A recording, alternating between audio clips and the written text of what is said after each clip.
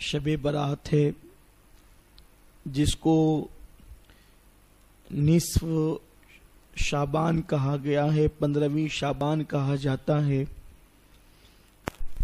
اور اس سلسلے میں آپ اور ہم سنتے آئے ہیں کہ اللہ کے رسول صلی اللہ تعالی علیہ وسلم نے ارشاد فرمایا کہ 14 شعبان کا جب سورج غروب ہوتا ہے تو سورج غروب ہونے سے لے کر طلوع صبح صادق تک اللہ اپنی شان کے مطابق پہلے آسمان پر جلوگر ہوتا ہے۔ اللہ تعالیٰ آنے جانے سے پاک ہے، لیکن وہ نزول اجلال فرماتا ہے، تجلی فرماتا ہے۔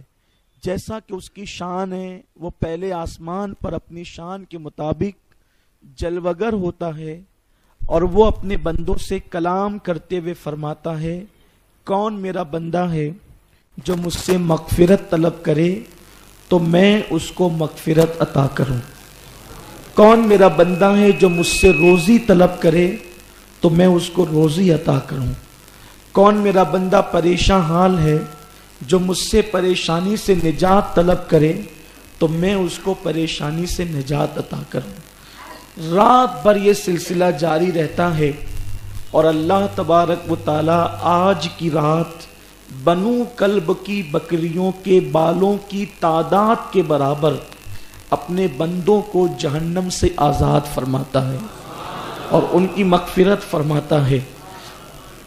یہ سلسلہ صبح تک چلتا ہے، لیکن اللہ کا شکر اس نے ہمیں توفیق بخشی کہ ہم اس کے گھر میں جمع ہیں۔ اس وقت بھی بہت سارے ایسے مسلمان ہوں گے جو سو رہے ہوں گے، جو چوک چوراہوں پر وقت برباد کر رہے ہوں گے۔ آج اللہ نے ہمیں مانگنے کے لیے اپنی چوکھٹ پہ بلایا ہے، اور ہمیں یقین ہے کہ جب اللہ نے اپنے در پر مانگنے کے لیے بلایا ہے تو وہ ہمیں خالی نہیں لوٹائے گا۔ ہم اللہ کے در سے، کیونکہ مسجد میں اللہ کے تو کروڑوں بندے ہیں، صرف شہر مالیگاؤں کے اندر مسلمانوں کی تعداد لاکھوں میں ہے، لیکن ہر مسلمان اس وقت مسجد میں نہیں ہے، کچھ لوگ روڈ راستے پہ گھوم رہے ہیں۔ تو اللہ نے ہمیں بلایا ہے تو ہم اللہ کے گھر میں آئے ہیں اور مانگنے کے لیے آئے ہیں، اور آج بے پناہ ضرورت ہے کہ مسلمان اللہ کی رحمت کو طلب کرے۔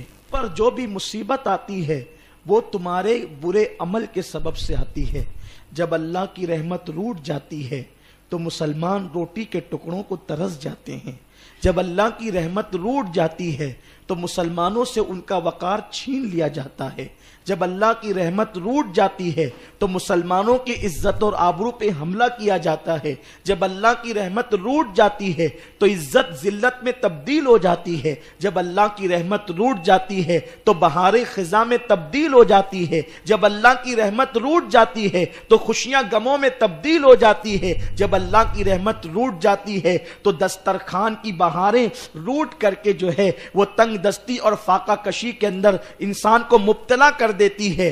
ایسے حالات کے اندر مسلمانوں کو دعوت فکر دی جاتی ہے کہ جب اللہ کی رحمت روٹ گئی ہے تو آؤ ہم کہاں جائیں، کس کے در پہ جائیں، کس کی چوکھٹ پر جائیں؟ کیا اللہ کے سوا کوئی اس جیسا کریم ہے، اس جیسا کوئی کرم کرنے والا ہے، اس جیسا کوئی رحم کرنے والا ہے؟ خدا کی عزت کی قسم، میرے اللہ سے بڑھ کر نہ دنیا میں کوئی رحم کرنے والا ہے، نہ کوئی کرم کرنے والا ہے۔ اللہ یہ شب برات، شب معراج، شب قدر کیوں عطا کرتا ہے؟ اس لیے عطا کرتا ہے میرے بندو، اگر تم نے گناہ کر لیا ہے تو گناہ کرنا تمہارا کام تھا، میں غفار ہوں، لو میں تمہیں شب برات دیتا ہوں تاکہ تم آ کر کے توبہ کر لو، میں تمہیں معاف کر دوں۔ میں تمہیں شب معراج دیتا ہوں، توبہ کر لو تاکہ میں تمہیں معاف کر دوں۔ میں تمہیں شب قدر دیتا ہوں، توبہ کر لو تاکہ میں تمہیں معاف کر دوں۔ اس لیے کہ خدا کی رحمت بہانے تلاش کرتی ہے، خدا کی رحمت بہانہ ڈھونڈتی ہے کہ میرا بندہ کسی طرح سے میری بارگاہ میں پلٹ کر آئے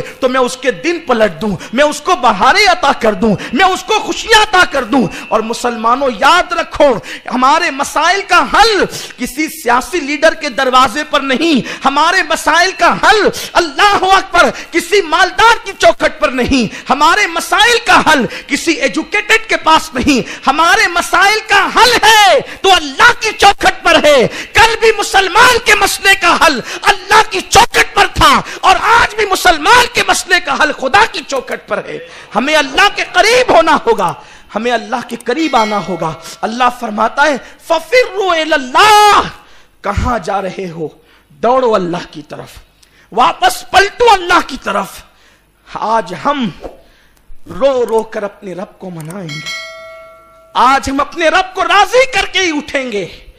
اگر ہم نے اپنے اللہ کو راضی کر لیا تو ہمارے دن پلٹ جائیں گے، ہماری پریشانیاں دور ہو جائے گی، ہماری مشکلیں آسان ہو جائے گی۔